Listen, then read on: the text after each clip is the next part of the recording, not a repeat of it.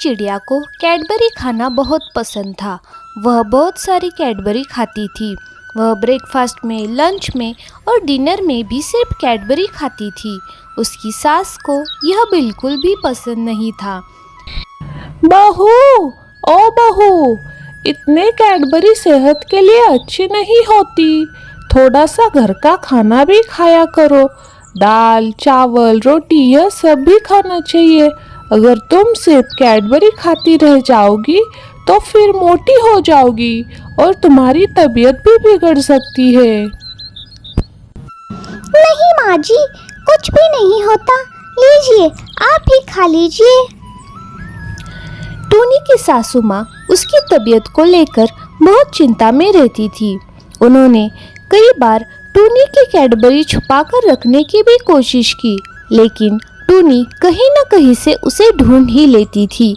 उसकी इस हरकत की वजह से कई बार उसे लोगों के मजाक का शिकार बनना पड़ा था।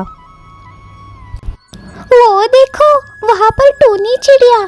तुम्हें पता है, वो अभी भी कैडबरी खाती है।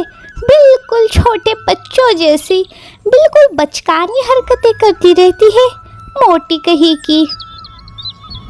इन लोगों को क्या पता कैडबरी का स्वाद। आहा हा हा, कितनी मीठी और टेस्टी है ये कैडबरी। जी करता है सिर्फ खाती जाऊं, कभी रुको ही ना।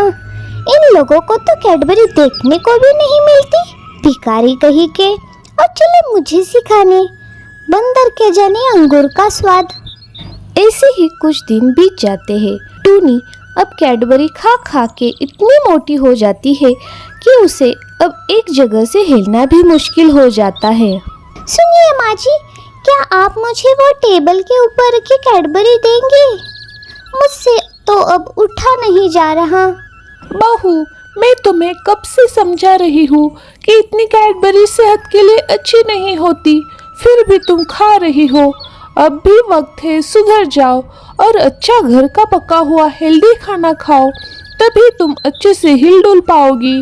माँ जी, आपको अगर कैडबरी नहीं देनी है तो मत दीजिए, लेकिन फोकट का ज्ञान तो मत दीजिए। आपको क्या लगता है मैं खुद से नहीं ले सकती? जाइए, आप भी बाकी सासों जैसी ही है। आपको भी अपनी बहू का सुख नहीं देखा जाता। यह सुनकर टूनी की सास दुखी हो गई और घर से बाहर चली गई। तभी टूनी उठ के कैडबरी लेने जाती है, लेकिन उसके भारी शरीर के कारण वो ठीक से खड़ी भी नहीं हो पा रही थी और वो धड़ाम से गिर गई। आय हाय, मैं मर गई, मेरा पैर टूट गया, कोई तो बचाओ, हाय हाय मर गई। उसकी चीख सुनकर सासू माँ दौड़ी दौड़ी घर में आई और उन्होंने टूनी को उठाया। टूनी की आंखों से आंसुओं की धारा निकल रही थी।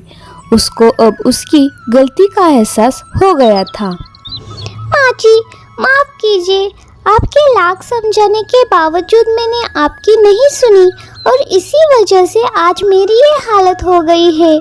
मैं आज से आपका हर कहा मानूंगी और हेल्दी खाना खाऊंगी और एक्सरसाइज भी करूंगी। दोस्तों, हमारे चैनल को सब्सक्राइब कीजिए और देखते रहिए Tony story TV. Thank you.